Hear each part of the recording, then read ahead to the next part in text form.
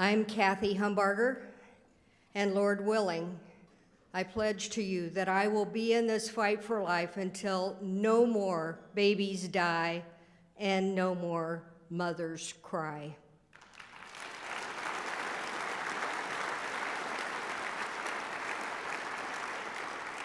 I'm going to go off script just a little bit, but everybody else has tonight, so I guess I'm entitled. I just want to tell you two very compelling anecdotes that have happened over the past 2 days. As you know, we're well into our 40 Days for Life campaign of prayer and fasting. Yesterday at the prayer tent, a red car slowly pulled up and stopped at the curb. A young woman got out and went to the folks in the prayer tent who were praying, and she said, "Thank you so much for being here." She said, "You see, just about a year ago, a little longer, I was in a crisis pregnancy, and I was going to have an abortion. But I couldn't find the abortion mill, so I went to a Hope Center. And once I saw my baby in an ultrasound, I could not go through with the abortion." Thank you, folks from a Hope Center, for being there for her. Just this morning, one of our sidewalk counselors, Evelyn Whitty, intercepted a young woman as she was going in for her required 18-hour notification that Senator Long spoke about.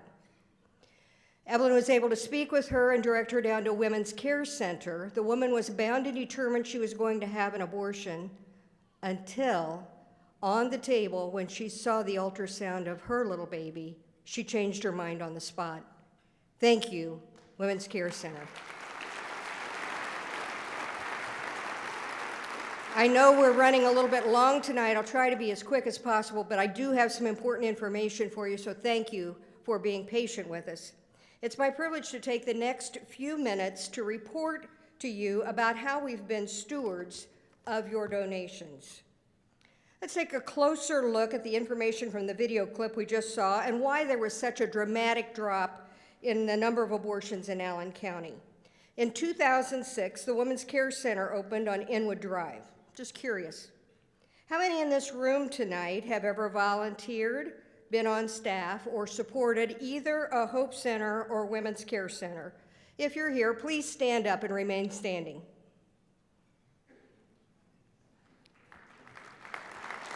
In 2008, the first 40 Days for Life campaign was held on Inwood Drive. If you were part of that very first campaign, please stand up and remain standing. In 2010, Allen County Commissioner Nelson Peters authored and Commissioners Bill Brown and Linda Bloom passed the Patient Safety Ordinance. If there's anyone in this room tonight that wrote a letter to the editor, called the commissioners to encourage them, voted for one of the commissioners, please stand and remain standing. That very same year, in 2010, the chemical abortion facility closed in Allen County. Also in 2010, we added a spring 40 Days for Life campaign. If anyone here has participated in any of our 40 Days for Life campaigns, please stand and remain standing. In 2011, thanks to the Mary Cross Tibman Foundation and your support, the Allen County Right to Life office opened right next door to the abortion facility on Inwood Drive.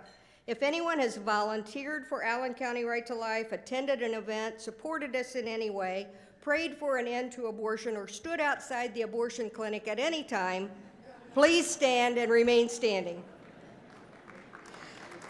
Look around you, folks. You are the tools in the hand of the Almighty God that caused the abortion rate in this county to drop 56% in 5 years.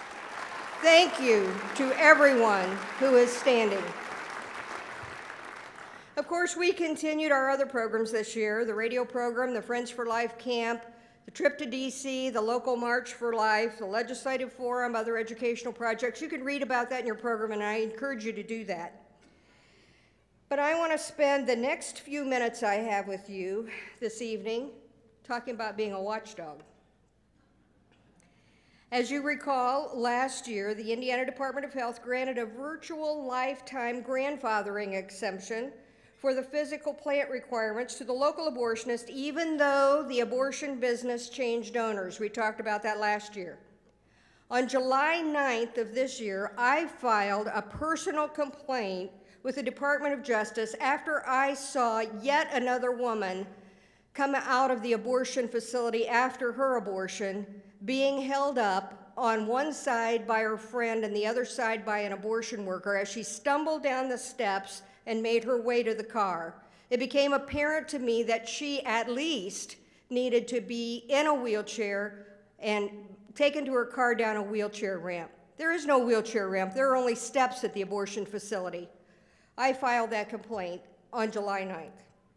On September 29th, I received this letter from the Department of Justice, and I quote, "The department is not able to pursue every complaint we receive. After a review of the matter you have raised, we've decided not to take any further action.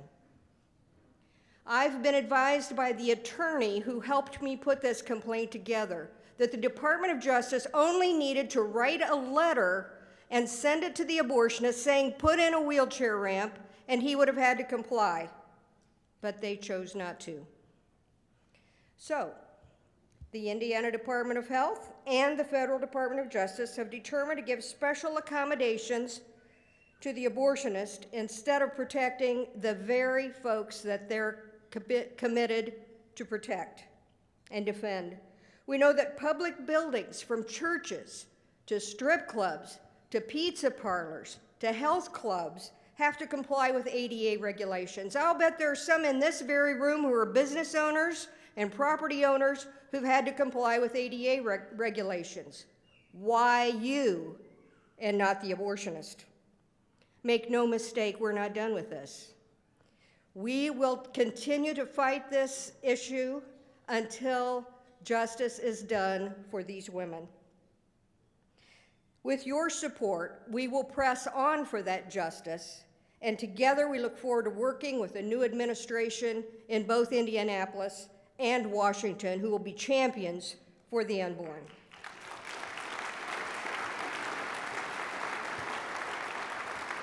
Additionally, documented violations of the local patient safety ordinance have been noticed by us. We have investigated and also noted that there have been no building permits received or asked for by the abortionist. What this means is that he bought an office that was used for an insurance business and then started doing abortions in that very same building without any renovations to the building, or if he made renovations, he didn't get the appropriate building permits. How many building owners and business owners in this room could have done the same thing? Now, how can you help? You can give us your email address and your information, your contact information. That card is so important at your table, because as these issues unfold, one voice needs to be added to another voice and another voice and another voice until in Allen County, our elected officials understand, and our regulators, that we're not going to stand by and let the abortionist have special treatment. And we ask you to support us so that we can sustain this fight locally and in Indianapolis and Washington. So now we've come full circle. We began talking about the power of prayer, and I would like to remind you again of the passage from James, the prayer of a righteous man is powerful and effective. So we need your prayers to help us implement our plan. Our plan is to coordinate with other counties to file complaints and enforce local regulations in their cities. Our plan is to meet with local officials and regulators on October 15th to discuss violations in Allen County, and thank you, Commissioner Peters, for assisting us with that. And our plan is to assist pro-life elected officials to resolve these injustices. My name is Cathie Humbarger. God has blessed me with the opportunity to serve this community as Executive Director of Allen County Right to Life. Every Thursday, I look out my office window and see women going into the abortion facility where their little boys and girls will be dismembered and discarded with surgical waste. Lord willing, I will stay in this fight until I draw my last breath. Are you with me? Thank you.